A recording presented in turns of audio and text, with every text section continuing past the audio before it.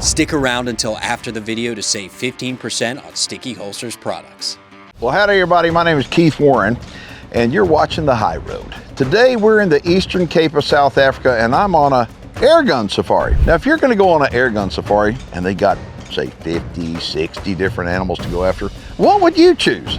It's like, walking in an ice cream store and going, I can't figure it out. But you know what? One of the animals that I love is a springbuck. So we're gonna definitely do a springbuck. I also kind of got my eye on a blesbuck.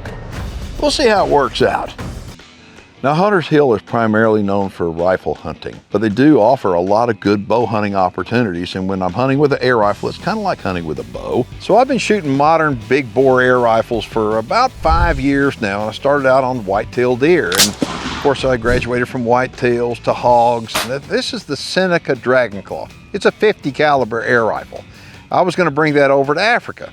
And the very first time I did, of course it was here with Hunters Hill, and I wound up, took it out and I had tremendous success. I took a beautiful sable antelope, then immediately followed that up with a giant eland. Now this eland bull's about 1,800 pounds, he's about 40 yards off. Now we can play that video back and you can see the penetration. That arrow was perfectly placed and it went all the way through it.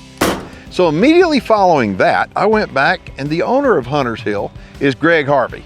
And I said, Greg, please, can I wind up taking the air gun and trying to kill a Cape buffalo with it? He laughed. I said, no, I'm not kidding. I really think I can do that. You need to come shoot this thing.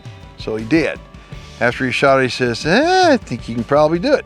It took me 4 days, but finally after 4 days, I killed the first Cape buffalo ever to be killed with an air gun by anybody. So do I have a lot of confidence in this air rifle? You doggone right I do. So I figured, what the heck else better to do than do a complete air gun safari? So this time, I'm lined up with a PH that I've hunted with before. My PH's name is Jaco. My name's Jaco Pieterse. I'm a PH at Hunters Hill Safaris. So the first time I hunted with my PH on this trip was years ago. And Jaco and I went together and actually killed 2 of the 4 springbuck on a springbuck slam. In all the times that I've been out here to the Eastern Cape of South Africa hunting with Hunters Hill Safari, we can play the footage back and I mean, it's brown, really brown. Why? Because, hey, it's the Eastern Cape of South Africa and during the winter time when we come hunting down here, it's really brown. Well, it's not winter. It's actually the first week of April and I've never seen this place look so beautiful. It is green everywhere you look. That water with all this new growth is going to make it extremely challenging. All right, in the previous show, I wound up shot my Dragonclaw air rifle right here, and I killed 2 different animals with it. The guys just wound up loading up a zebra. All right, so they called in the cavalry on this deal. They're going to take him to the meat house, and they're going to cut him up, get the skin off of him. And y'all like eating zebra? Yes! Good! The hunt continues, but what we wound up doing, I shot 2 shots, and so I'm gassing up the gun. This particular rifle, this is a 50 caliber Seneca Dragonclaw right here. You'll notice I've got a fill tube right on it, and it's hooked up to this little 12-volt compressor. When I hunt, I always want my gun to be gassed up all the way. I can shoot this gun 7 times before I lose pressure, but I don't want to take any chances. I shot 2 shots on the previous show, killed 2 animals, and now I'm gassing it up and the hunt gets started right now.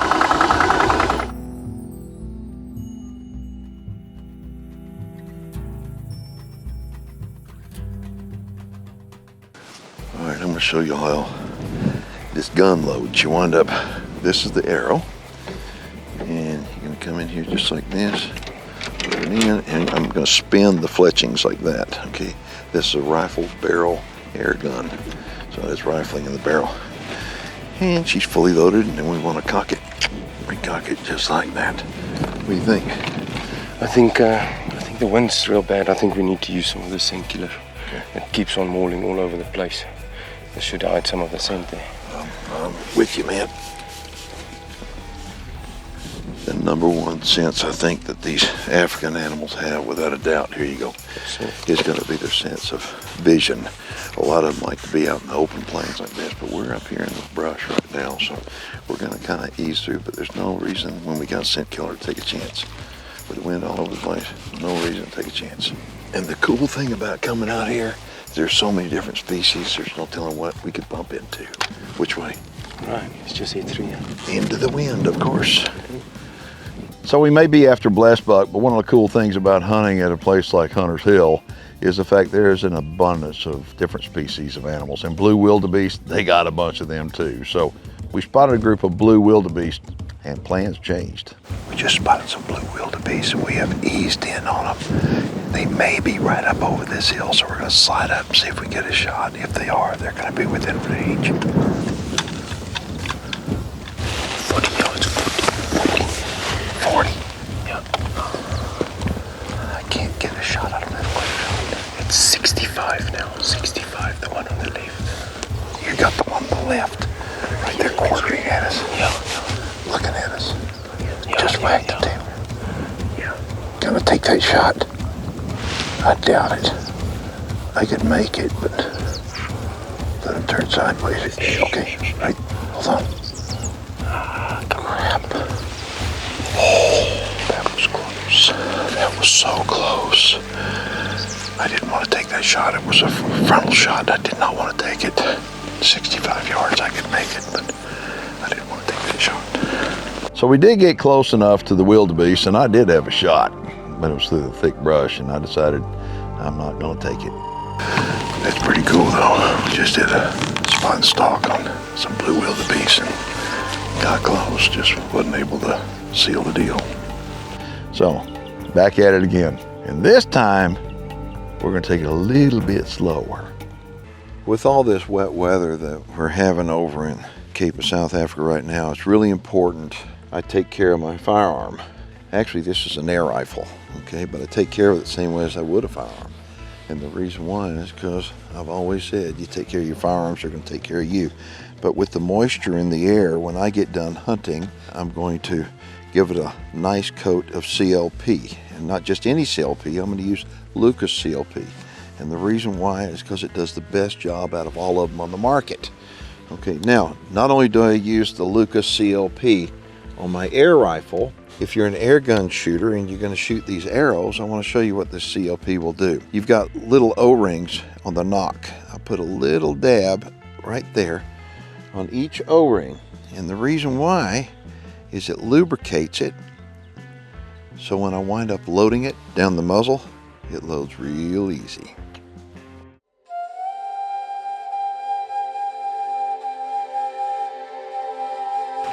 All right, so we wound up, we covered a lot of ground, but shooting an air rifle, I mean, I'm handicapped deliberately. I want to do an air gun safari. So with that being said, we've seen a lot of different animals. Had a beautiful water buck, but how far was that guy? That was 130 yards. Yeah, he's just too far.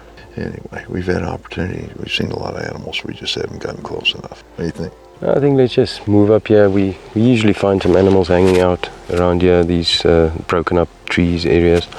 So I think we might have a chance if we just slowly carry on walking up this way. Yeah, let's go. You know, most of the time I really don't need a guide. I kind of know what I'm looking at.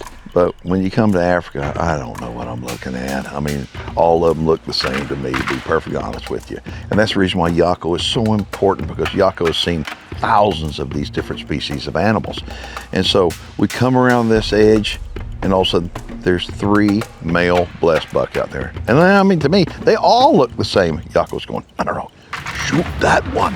3 blesbuck, 3 blesbuck, 3 blesbuck. I see 1. Which one do you see? Just not the one on the left, that's a young one. You see the one on the right? All I've got is the one. The one on the right. Maybe that one's too young, it's a small one. I can't see him. I can't see him. I got a bush in between me. Just wait. Maybe he'll present a shot. Just wait. I've got that limb right in front of his vitals. I can't do it. How far is that? It's 55. Okay. 5. All right, here he comes out. Here he comes out. All right. Come on, stop. Damn. That's close. The one on the left, that one was just too young? Yeah, the left one was a bit young. The one on the right, the one that you couldn't really see, that was a nice one. You barely see his head. Crap, that's good though. That's good. That's right.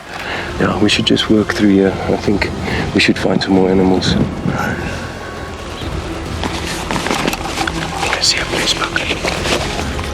Do it from right here.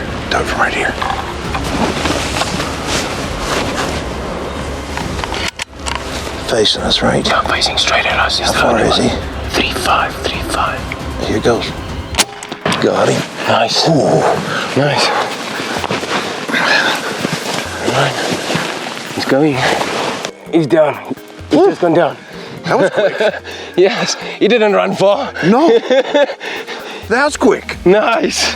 Oh yeah, nice. Another one down. Yes, man. I mean, we had just boogered up these three about a half hour ago, coming down through this bottom, walked up on a lone one. That's the cool thing. I mean, if you can find these animals when they're alone, it seems like they're so vulnerable. Standing right round about here somewhere. There's the prince. Oh, yes, blood. Yes. Oh, nice. Yeah. Oh, yeah. Yeah. Look at the blood. Yeah. Yeah. There we go. See this? Doesn't have to be hard to find him. I want to point something out. For those of you that are sitting there thinking, why did I take that shot? It's because I knew without a shadow of a doubt I could make it. And I think the confidence is everything in shooting, and when you shoot as much as I do, you know what you can and can't do, so know your limitations. But anyway, I knew I could make that shot. Earlier in the day, we had that blue wildebeest come in, and it's like, I didn't feel good about it. That's why I didn't take it. Let's go get its arrow. Oh, there it is. Nice. Nice. Another kill in the books. Another nice pass through. Yes, sir. Just down there. We saw him drop. Wow. Didn't go far. No. You hit them right, they don't go far. Yes, sir. This is cool. Oh, look at the coloration in him. Yeah. What a Nice beautiful one. animal. Nice one. And look at that shot. Yeah, look at it. Straight. I'm gonna. Straight from the front. This, yeah. Look at this. Boom, right there. Nice. Man, I mean, that arrow, that did its job. I mean, look at this. Oh, nice. Nice old male as well there. Oh, beautiful. Yeah, this is what we're looking for right here. A single old male. I chose to do this safari with an air rifle. This is a big bore Seneca 50 caliber Dragon Claw. And I chose it because it's challenging. Okay, I've been to Africa many times and hunted with a centerfire rifle, but every time I've come over here and hunted with an air rifle, it's just a little bit more satisfying. And it's important that if you're using an arrow out of a high power performance air rifle like the Dragon Claw, you need to choose a broadhead that flies perfectly. Okay, this is the Thorn XV. It's rated for up to 750 feet per second. And so this shoots over 500 feet per second, flies unbelievably straight, and is devastating when it hits them, just like we showed you. So earlier in this safari, I shot a Bok-To-Bok, okay, and it's they look very similar. The biggest difference on them to me is the coloration on them. I mean, Bok-To-Bok is darker, it's got a white rump. Compared to the Bok-To-Bok, you can see this one's got that white ivory horns, where the Bok-To-Bok had that black horns, and then also on the front of the face, this little bald spot, what we call it, that's actually what blesbuck means. Bles is Afrikaans for bald. So this bald spot here is divided. Okay. From that white, whereas with the Bok-To-Bok, it's all joined. Fantastic. That was a challenging morning for doggone sure. Yeah, no, it was. I mean, we went out and we've been up and down the hills, and we had some near shots. Couldn't make it happen until this guy, so thank you. Well done, sir. Well done. Thank you very much. Folks, if y'all want more information about Hunter's Hill, look them up online, and all you need to do is head on over to our website. We'll have a direct link over to theirs. But I've been coming here for a long time, and I think you can see why. They flat will get it done for you.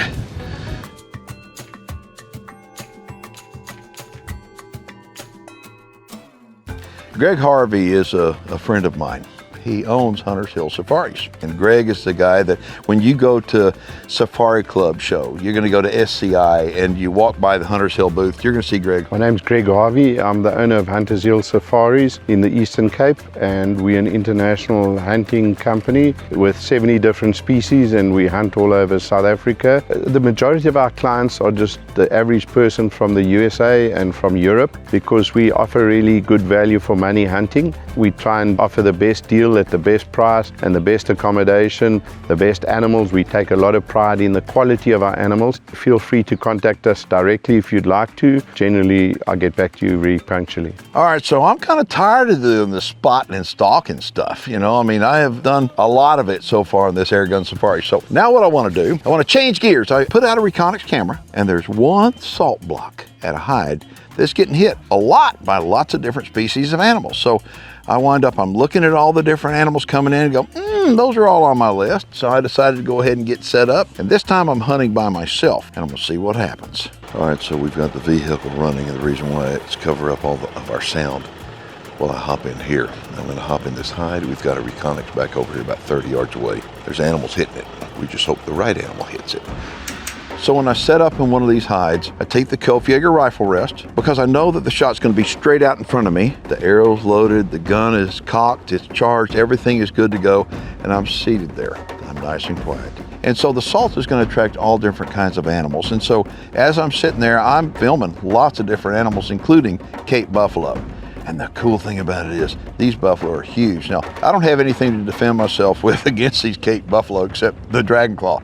So I sit there real quiet because I don't want anybody to know I'm there. Covered up in buffalo, covered up. So the buffalo, 2,000 pounds of fury is in front of me. They call it Black Death. And it's like, oh. And then all of a sudden, the rhino show up. The rhino make a Cape buffalo look small. So now it's time to be really quiet. So this hide was like Grand Central Station. I had more different animals coming in. I had kudu and buffalo and rhino, and then all of a sudden, the Springbok show up. As soon as those buffalo left, I knew something was gonna happen. Oh, Springbok. I'd love to shoot a Springbok with a dragon claw. Not very many people, if anybody's ever done that before. So Springbok are really kind of small animals. They're probably 50 pounds. They come in multiple colors. They got short horns, like, you know, maybe 10, 12 inches long, but they're really neat animals, and boy, they're tasty. So I'm sitting there in a stand. Kudu just walked in. I can't take that shot. Kudu, move out of the way. The Springbok moves. And so I'm trying to look and see which one do I want to take? Which one do I want to take? And finally I get settled in on this darker one. I really want him. I take aim and fire. Got him. So I just shot a Springbok and got a clean bastard on it. Obviously, they're only about 55, 60 pounds. They're pretty light. It's going to be about an hour and a half before they come and get me, so I'm going to stay put. Well, that was one of the most memorable hunts I've ever had in a hide this morning. I mean, it worked out fine. It was a nice, cool morning. The first animals that came in were buffalo. Had about 60 buffalo. I started counting. It was incredible. I got some really good footage of the buffalo. And then, of course, the kudu came in, but no bulls, cows and calves. And, you know, when you wind up taking a look at some of the footage that I got of the buffalo, you can see the calves. And you realize that conservation is at work here. And it's because of Greg Harvey that the Cape buffalo are back here in this area where they roamed over a century ago. And so anyway, it was kind of hairy with all the buffalo real close. And but like I said, I got some really good footage, and I looked up and, you know, I saw a couple of blesbuck, and then all of a sudden a small group of Springbok came in. I said, I am in the market for Springbok. And I picked this one out. He turned sideways perfectly. I shot him with the Seneca Dragon Claw, of course. And I mean, he didn't go very far at all. I just want to show you the hole in him. I mean, the hole, it's incredible. The broadheads that I'm using out of this Dragon Claw are absolutely incredible. They are high performance broadheads designed to fly at speeds up to 750 feet per second. And it's the Thorn XB broadhead. So this is a good little guy right here. He's probably not but about 50 pounds total, maybe 45 pounds. Very small animal, but a really nice addition to a trip to Africa. So when I headed over here to Hunter's Hill, I told Greg, the owner, I said, look, I want to take 6 animals, 6 big game animals using the Dragon Claw. He said, you think you can do it?